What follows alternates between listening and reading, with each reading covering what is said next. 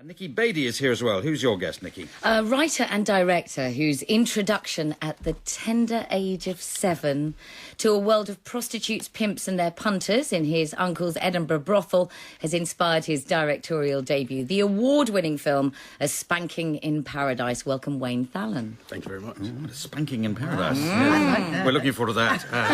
As is Sheila Ferguson, apparently. Now, Sheila had an extensive career. A Spanking in Paradise is ex-civil servant and student of criminology Wayne Thallon's directorial debut. The film has been variously described as a movie hit to rival Trainspotting and A Scottish Four Lions. It's a dramedy about a lawyer who spends a month waiting for his work visa for the States, immersed in the unpredictable, dark and often calamitous world of his family's brothel in Edinburgh.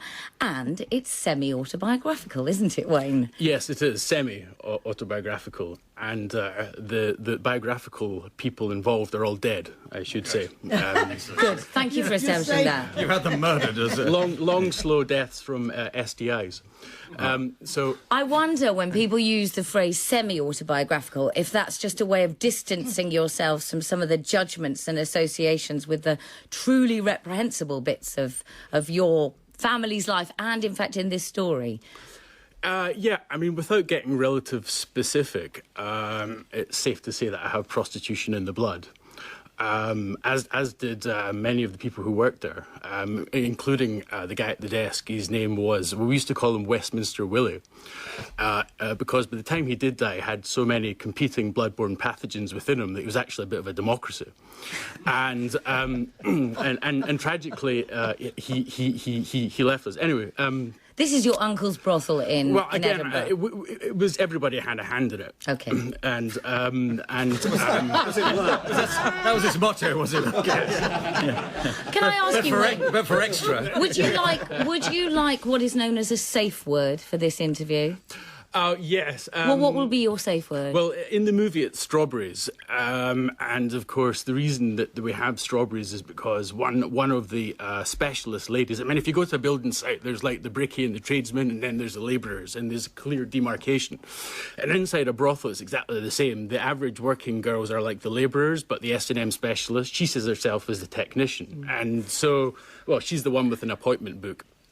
And a lot of the regulars... So she charges more. Well, quite, yes. And one of the things that she used to do is to give somebody a safe word. And so when the person used to get a thrashing, they would always go, "Oh, no, stop, can't take it anymore, please, God, oh, no." But, of course, when the pain got too much, they had a safe word, which in her case was always strawberries. And so I would always remember being in the lounge in my school uniform, and I would hear from the distant door, "Strawberries, strawberries, strawberries, strawberries."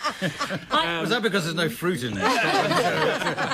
It was going to crop up in another way. Well, quite, yes. I wasn't aware that brothels and these sort of saunas were legal in Edinburgh. I didn't know that. Well, they're decriminalised. I mean, they're tolerated. But that said, I mean, they're institutions. They've been on the go for years and years, and you know they're no different. I mean, you'd look at them and they're called saunas, but you know they're like chip shops, they're like pubs. I mean, they're up front, they're painted, they're quite fancy. For people, sorry. Yeah.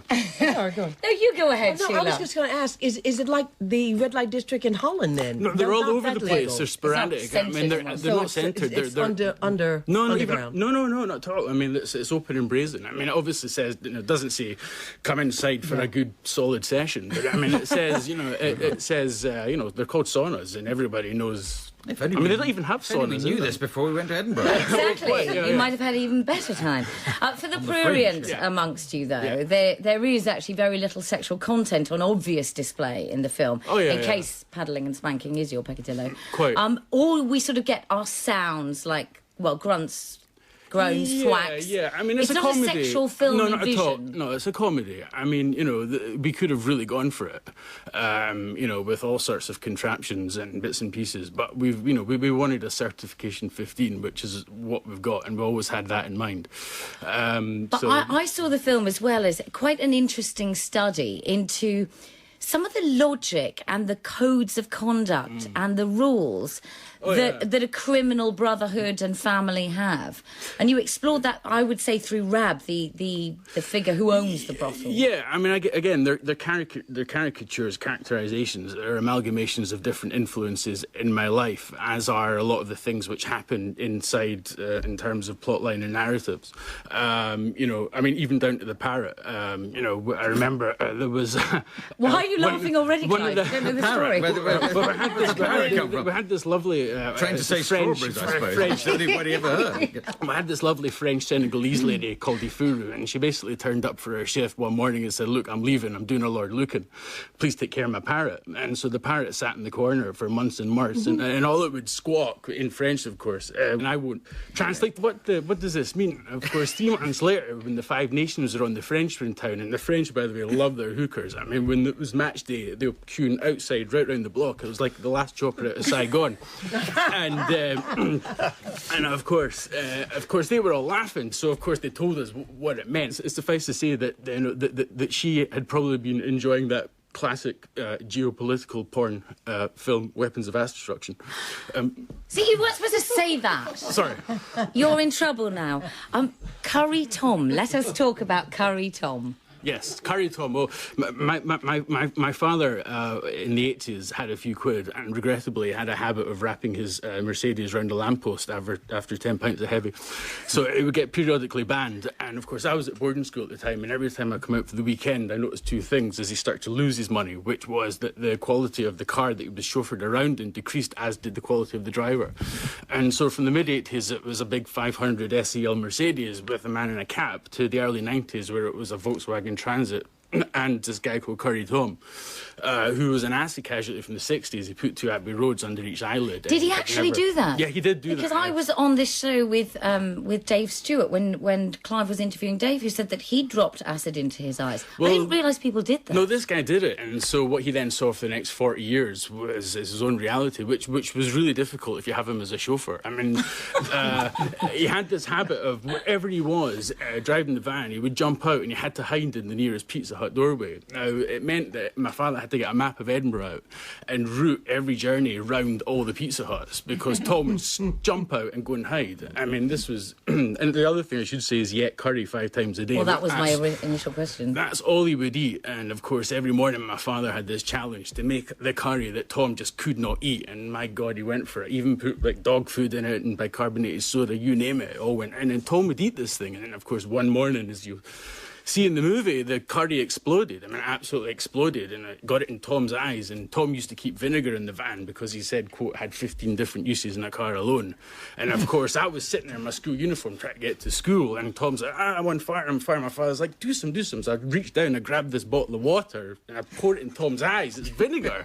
Oh, no. You know, so Tom jumps out like he's on fire, rips all his clothes off, runs down the bloody road naked. And I'm like, I don't have a licence, my dad's banned from driving. So I wanted to ask you about your attitude to the sex business. I also wanted to ask you if you were bathed in TCP on a regular basis. Unfortunately, we don't have time for all that. Right, yes. Tell us how we can see the film, because it's an interesting distribution deal you've got. Yeah, we got picked up by IFC Films in the States. They're great for us. They're the best pound-for-pound distributor in the world. They did Fahrenheit 9/11 and Shay and all that sort of stuff. It's in the US cinemas. It's out 52 million homes alone in the Sundance Channel. And here it's going to be, well, it's now on iTunes. You check us out on Facebook, Spanking in Paradise on Facebook. It'll be in the flicks in about 3 weeks' time. And your character Rab is tweeting as?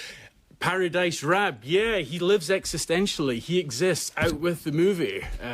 His day-to-day attributes and things inside the sauna, they're there. Yeah, check us out, Paradise Rab. Lovely, Thallon, thank you. All right, well, we Thank you. had a lot of that interview. That was the perils of drugs there, because the interview with Dave Stewart was done by Peter Curran. You remember it as me, but there it is. These things happen. The drugs got you. Anyway, loose ends tied up this week. My thanks to all my guests, Barry Miles, John Crace and Sheila Ferguson, Water Tower Bucket Boys and Other Lives, Nikki Beatty and Wayne Thallon. Next week, my guest will include...